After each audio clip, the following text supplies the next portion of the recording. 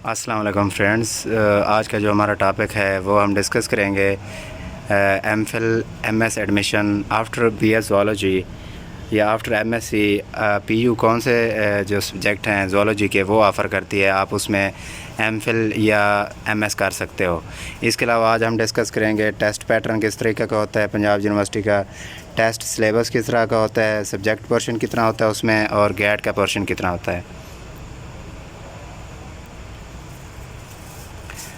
After BS MSc zoology जो Punjab university है वो एक तो जनरल ज़ूलॉजी करवाती है, उसके अलावा अप्लाइड मॉलिक्यूलर बायोलॉजी करवाती है, माइक्रोबायोलॉजी करवाती है, मॉलिक्यूलर जेनेटिक्स करवाती है, school of biological sciences, centre of excellence in molecular biology. ये प्रोग्राम आप कर सकते हैं आफ्टर बीएस या एमएससी ज़ूलॉजी। इसके लिए आपको टेस्ट देना पड़ेगा। जब आप अप्लाई करोगे तो इन सब्जेक्ट को आप मेंशन करके अप्लाई करोगे, इन चीज़ों का आपको टेस्ट लिया जाएगा।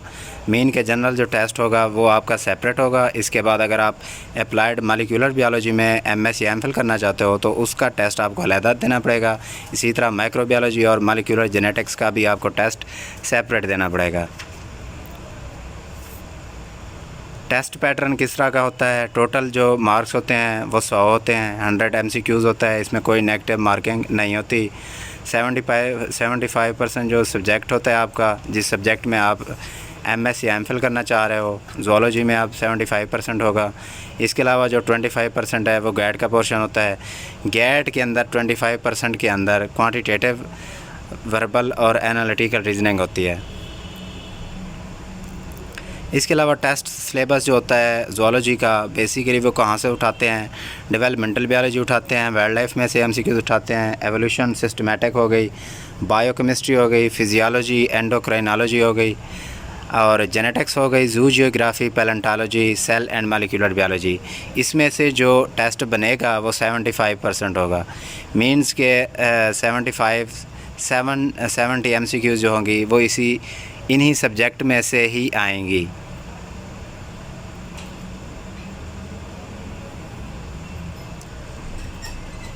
इसके अलावा जो गाइड पोर्शन होता है उसमें से क्या क्या उठाते हैं, उसके 3 हिस्से हैं। एनालिटिकल रीजनिंग हो गई, इसमें से एनालिसिस, लॉजिस्टिक उठाते हैं। इंग्लिश में से आपको वोकैब आती हो, ग्रामर आती हो, कंपोजिशन आती हो। और क्वांटिटेटिव रीजनिंग में से अरिथमेटिक, अलजब्रा और डेटा प्रोसेसिंग, ये मैथ वाला पोर्शन है। इसमें से इन्हीं टॉपिक में से ही एमसीक्यूज़ बनेंगे आपके। मेरिट फार्मूला क्या होता है, एंट्री टेस्ट आपका 40% काउंट होता है, एकेडमिक क्वालिफ़िकेशन भी 40% होती है, इंटरव्यू आपका 10 मार्क्स का होता है, एक्सपीरियंस भी 5 नंबर का होता है, पब्लिकेशन भी 5 का। अगर आपने बीएस या एमएससी में कोई आपका पेपर रिसर्च आर्टिकल पब्लिश हुआ तो उसके आपको 5 नंबर मिलेंगे और आपको बहुत फ़ायदा होगा। इसके अलावा जो 40 मार्क्स हैं, 40 नंबर हैं एकेडमिक के, उसकी डिवीज़न किस तरह है। अब मैट्रिक में से उठाते हैं मार्क्स। अगर आपके मैट्रिक में 45% हैं तो 2 नंबर उठाएंगे, अगर 50 हैं तो 4, 55 हैं तो 5, अगर 60% हैं तो 7.5 और अगर 70 हैं तो 8.5, अगर 80% से कम है या लेस देन है तो आपके 10 मार्क्स बनेंगे। इसी तरह एफएससी में भी आप देख लें, आप अपने नंबरों की परसेंटेज निकालें, उसके बाद यहाँ से देख लें आपके अगर 60% हैं तो 7.5 नंबर यहाँ से आपके बनेंगे। इसी तरह अगर लेस देन 80% है या 80% है तो आपके 10 नंबर बनेंगे, 20 नंबर बनेंगे। 10 नंबर मैट्रिक, 10 नंबर एफएससी या बीएससी।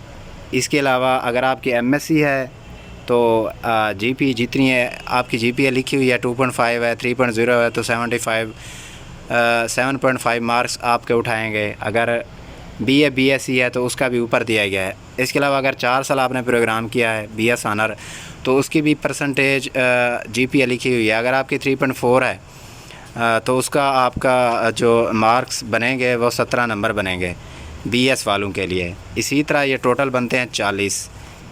आप 40 में से जितनी गेन कर सकते हो वो तो आप ऑलरेडी हैं पड़े। अब आपने जो ज़्यादा मेहनत करनी है वो टेस्ट में ही करनी है।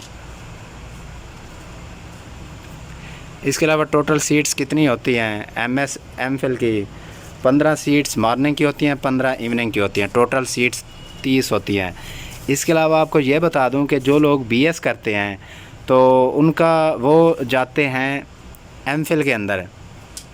और जो एमएससी करते हैं वो जाते हैं एमएस के अंदर, सॉरी जो बीएस करते हैं वो एमएस के अंदर जाते हैं, और जो एमएससी करते हैं वो एमफिल के अंदर जाते हैं। मतलब कि अगर आपकी बीएस है तो आप जाएंगे एमएस के अंदर, आपका एमएस में एडमिशन होगा आगे, आप एमफिल में अप्लाई नहीं कर सकते।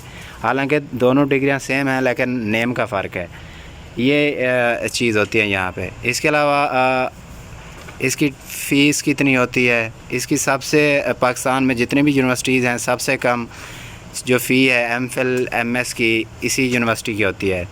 अब आप अंदाज़ा लगा लें सेमेस्टर 1 की कितनी फ़ीस है, 19,925 रुपये, और सेमेस्टर 2 की 16,000 है, सेमेस्टर 3 की 19,000 है, और सेमेस्टर 4 की 17,000 है। ये सबसे ज़्यादा सबसे कम फ़ीस है जो इसी पंजाब यूनिवर्सिटी की है, और जितनी भी यूनिवर्सिटीज़ हैं वो 60,000, 50,000 या 40,000 ले रही हैं। इसके अलावा थैंक्स फॉर वाचिंग। अगर आपने मज़ीद अपडेट्स लेनी है एडमिशन के मतलब या पास्ट पेपर पीपीएससी के मतलब तो हमारा चैनल ज़रूर सब्सक्राइब कीजिए ताकि आपको जो हर नई वीडियो हो वो वक्त पे मिल सके।